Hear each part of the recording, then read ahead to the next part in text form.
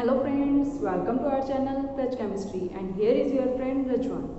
तो आज का जो हमारा टॉपिक रहेगा वो किसी भी चैप्टर का नहीं रहेगा, जबकि सारे चैप्टर्स का रहेगा।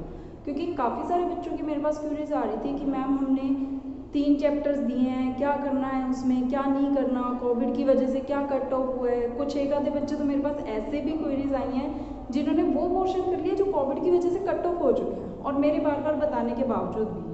इसलिए मैंने आज एक ये वीडियो बनाई है। इसके अंदर आपके सारे टॉपिक्स जो हैं उनमें से क्या क्या करना है एंड उनमें से इम्पॉर्टेंट टॉपिक्स जो हैं, मोस्टली मैंने इम्पॉर्टेंट टॉपिक्स डिस्कस किए हैं, वो आपके पास यहाँ पर शेयर कर रही हूँ। एंड चैप्टर 1 एंड चैप्टर 2 जो है आपका केमिस्ट्री का, chemical reaction and equations and acid basis and salts, उसमें से आपका कुछ भी पोर्शन जो है डिलीट नहीं हुआ है, उसमें से आपको पूरा चैप्टर करना है। बट उनमें से मैं आपको इम्पॉर्टेंट टॉपिक्स बता रही हूँ एंड थर्ड चैप्टर में से सिर्फ आपको जितना करना है उतना बता रही हूँ। उसके अलावा आपको थर्ड चैप्टर का बाकी का टॉपिक जो है वो नहीं करना है। So let us start. तो फर्स्ट चैप्टर है हमारे पास केमिस्ट्री का केमिकल रिएक्शंस एंड इक्वेशंस। तो केमिकल रिएक्शंस एंड इक्वेशंस के अंदर हमारे पास मेन जो आती हैं चीज़ें वो क्या है। एक हमारे पास इसके अंदर था कि फिजिकल चेंज क्या होता है, केमिकल चेंज क्या होता है, इनिशिएशन हमारे पास यहाँ से होता है। उसके बाद वर्ड इक्वेशंस पढ़ते हैं हम, उसके बाद इक्वेशंस कौन कौन से कैसे कैसे लिखी जा सकती हैं। उसके बाद हमारा जो टॉपिक आ जाता है इम्पॉर्टेंट टॉपिक, वो है balancing of a chemical equation. कि हमें केमिकल इक्वेशंस की बैलेंसिंग कैसे करनी है वो सीखेंगे आज हम इस वीडियो में, ठीक है। सॉरी, सीखेंगे नहीं, मैं जस्ट बता रही हूँ कि इस टॉपिक का जो है वो हमारे पास मेन फर्स्ट टॉपिक क्या है, हमारे पास बैलेंसिंग करना है केमिकल इक्वेशंस की, ठीक है।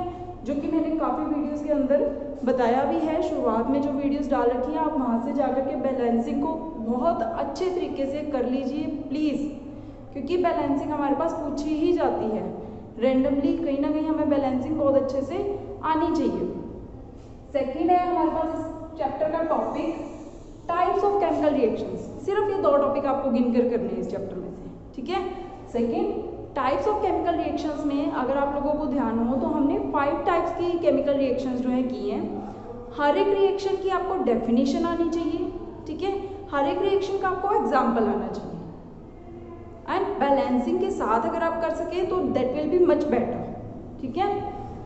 टाइप्स ऑफ केमिकल रिएक्शन में फर्स्ट थी हमारे पास कॉम्बिनेशन रिएक्शन, जिसके अंदर 2 कंबाइन होकर के हमारे पास एक नया प्रोडक्ट बनाते हैं, ठीक है। A + B + C कंबाइन होकर के थर्ड प्रोडक्ट बनाएंगे। इनकी डेफिनेशन, इसके 2 एग्जांपल्स। सेकंड हमारे पास आ जाती है डीकंपोजिशन रिएक्शन। इस डीकंपोजिशन रिएक्शन को भी फर्दर अगर हम देखें तो हमने इसे 3 पार्ट्स के अंदर फर्दर डिवाइड किया था, जो कि मच इंपॉर्टेंट है, ठीक है। अगर हम डीकंपोजिशन रिएक्शन को कर रहे हैं, डीकंपोजिशन का मतलब क्या होता है कि एक से हमारे पास क्या बन रहे हैं, 2 या 3 प्रोडक्ट्स जो हैं वो बन रहे हैं, ठीक है। तो उसके लिए हम क्या करते हैं, हीट कर सकते हैं, उसको सनलाइट की प्रेजेंस में रख सकते हैं, या फिर उसे इलेक्ट्रिसिटी सप्लाई करवा सकते हैं। तो इन 3 तरीकों से हम अपनी रिएक्शन को डीकंपोज करवा सकते हैं। तो अगर हम हीट से करते हैं तो उसको हम कहते हैं थर्मल डीकंपोजिशन रिएक्शन। अगर हम सनलाइट की प्रेजेंस से करते हैं उसको हम बोलते हैं फोटोकेमिकल डीकंपोजिशन रिएक्शन। एंड अगर हम इलेक्ट्रिसिटी की हेल्प से कहते हैं तो उसको बोलते हैं हम इलेक्ट्रोलिटिक डीकंपोजिशन रिएक्शन। इसका पर्टिकुलर हमारे पास एक एक्सपेरिमेंट है, ठीक है, वो भी हमने कर रखा है। वो एक्सपेरिमेंट वाटर की डीकंपोजिशन, वो मस्ट है एज इट इज। जो हमने एक्सपेरिमेंट ऑपरेटर सेट किया है, एक्सपेरिमेंट किया है, वो इम्पोर्टेंट है, वो करना है। हीट की वजह से जो हमसे 2 रिएक्शंस हैं, एक FeSO4 की डीकंपोजिशन की है, FeSO4.7H2O, एक हमारे पास लेड नाइट्रेट की डीकंपोजिशन की है। लेड नाइट्रेट की डीकंपोजिशन, FeSO4.7H2O की डीकंपोजिशन, कॉपर सल्फेट की डीकंपोजिशन, ठीक है। तो ये 2-3 एग्जांपल्स जो है इसके एज इट इज हमें आने चाहिए, ठीक है। सनलाइट की वजह से है और इलेक्ट्रिसिटी की वजह से।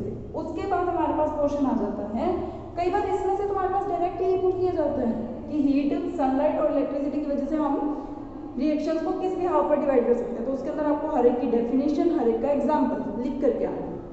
अगर आपसे पूछा जाए डिस्प्लेसमेंट रिएक्शन, तो डिस्प्लेसमेंट रिएक्शन के लिए भी हमने इसके अंदर एक रिएक्टिविटी सीरीज की थी कि मोर रिएक्टिव मेटल डिस्प्लेस करती हैं लेस रिएक्टिव मेटल को, तो वो है हमारे पास, ठीक है। इसके लिए भी गिने चुने जो 1-2 एग्जांपल्स हैं वो आप लर्न करेंगे। डबल डिस्प्लेसमेंट के आपको 3 एग्जांपल्स जो हैं, तीनों के तीनों एग्जांपल्स अच्छे से आने चाहिए। डबल डिस्प्लेसमेंट रिएक्शन के लिए हमारे पास AgNH साथ है, सिल्वर नाइट्रेट के साथ है, ठीक है। और 2-3 एग्जांपल्स और भी है, मैं नीचे डिस्क्रिप्शन बॉक्स में लिख दूंगी, वहाँ से देख करके आप डबल डिकम्पोजिशन रिएक्शन के तीनों एग्जांपल्स को रट लेना बहुत अच्छे से, ठीक है।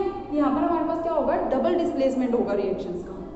नेक्स्ट वन है हमारे पास रिडॉक्स रिएक्शंस। रिडॉक्स रिएक्शंस भी एक इम्पॉर्टेंट टॉपिक है।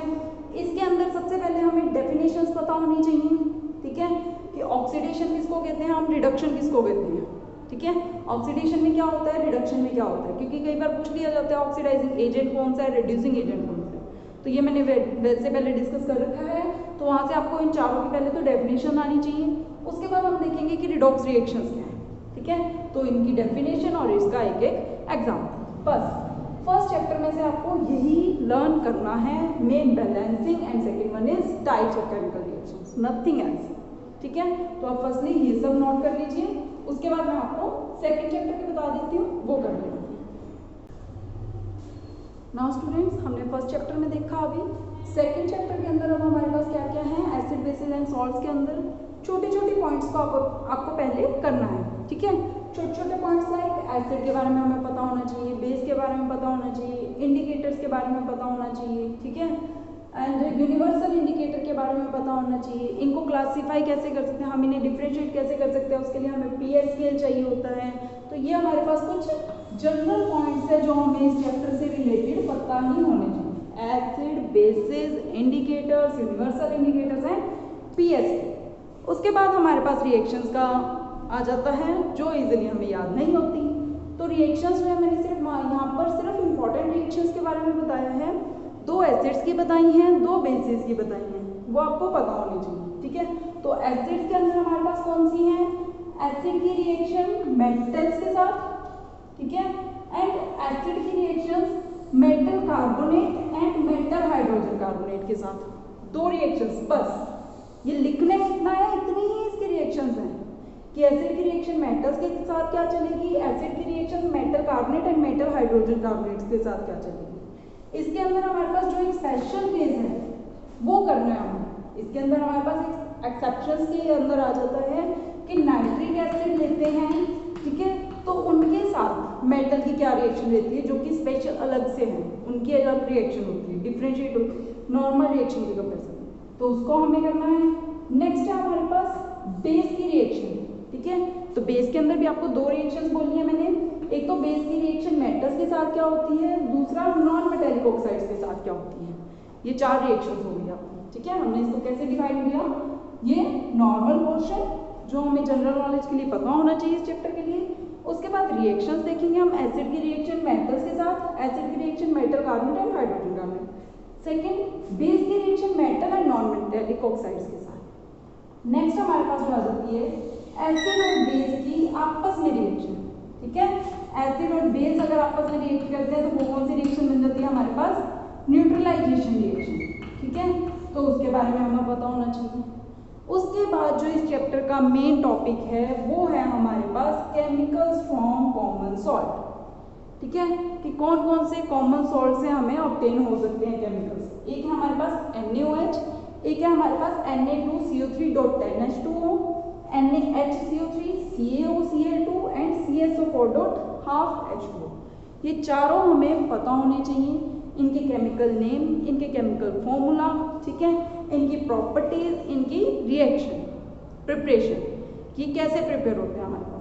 इसमें से NaOH जो सबसे पहले वाला है, इसके अंदर हमारे पास एक प्रोसेस आता है क्लोरअल्कली प्रोसेस, और फर्स्टली हमें वो बहुत अच्छे से आना चाहिए, क्लोरअल्कली प्रोसेस हमारे पास क्या है। उसके बाद बाकी का ये सारा पोर्शन, ठीक है, इन तीनों की रिएक्शन हमारे पास चारों की दिस, ठीक है। तो टोटली हमारे पास ये 5 इंपॉर्टेंट है, बस सिर्फ यही करना है हमें इस चैप्टर में, नथिंग एल्स। नाउ स्टूडेंट्स, जो हमारे पास चैप्टर 3 है मेटल्स एंड नॉन मेटल्स, इसके अंदर आपको कुछ भी नहीं करना है, ठीक है, सिर्फ आपको 2 या 3 टॉपिक करने हैं, बाकी सारा आपका कोविड-19 की वजह से कट ऑफ हो चुका है। बार बार बोल रही हूँ, पोर्शन मेटलर्जी वाला जो जितना भी पोर्शन था, मेटलर्जी थी, एलॉयज थे, वो सारे आपके डिडक्ट हो चुके हैं इस चैप्टर में से, वो नहीं करने हैं आपको, ठीक है, उन्हें देखना भी नहीं है, और उनसे रिलेटेड NCERT क्वेश्चंस भी कट ऑफ करोगे, ठीक है। एंड इन चैप्टर्स के सिवा आपको और क्या क्या करना है, जो मैंने ये टॉपिक्स बताए हैं इनकी आप शुरुआत करोगे। इन टॉपिक्स को आप वीडियोस में से देख सकते हो, ठीक है, नोट्स बना सकते हो इनके। उन टॉपिक्स को आपको अच्छे से प्रिपेयर करना है। देन आपको एनसीईआरटी क्वेश्चंस प्रेफर करने हैं, ठीक है। एनसीईआरटी क्वेश्चंस भी उन्हीं से रिलेटेड आप छांट लेंगे।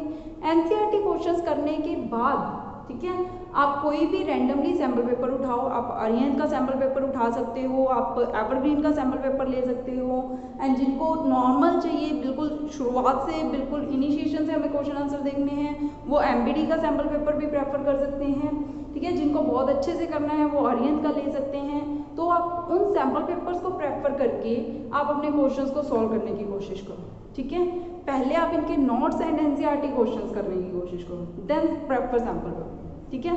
तो अगर मैं chapter 3 metals and non metals के बारे में देखूँ तो इसके अंदर बहुत सारी चीज़ें थी, बट हमें इसमें से क्या करना है, सिर्फ फिजिकल प्रॉपर्टीज, केमिकल प्रॉपर्टीज और थर्ड जो रहता है हमारे पास reaction of metals with non metals. Reaction of metals with non metals क्या है, formation of ionic compounds. Ionic compounds की फॉर्मेशन जो हमने की थी, ठीक है, लाइक NaCl की फॉर्मेशन कैसे होती है, KCl की फॉर्मेशन कैसे होती है, MgO की फॉर्मेशन क्या होती है, कैसे होती है, एंड इनसे रिलेटेड इनकी प्रॉपर्टीज भी मैंने कुछ डिस्कस करी थी आपके साथ। तो आपको वो कुछ प्रॉपर्टीज करनी है, इनकी फॉर्मेशन करनी है, ठीक है। तो वो आ जाएगा हमारे पास reaction of metals with non metals. तो इसके लिए हमें एक छोटी सी चीज दिमाग में खुद सोच के देखो कि हमें पहले पता होना चाहिए मेटल्स कौन सी हैं, नॉन मेटल्स कौन सी हैं, मेटलॉइड्स भी होते हैं।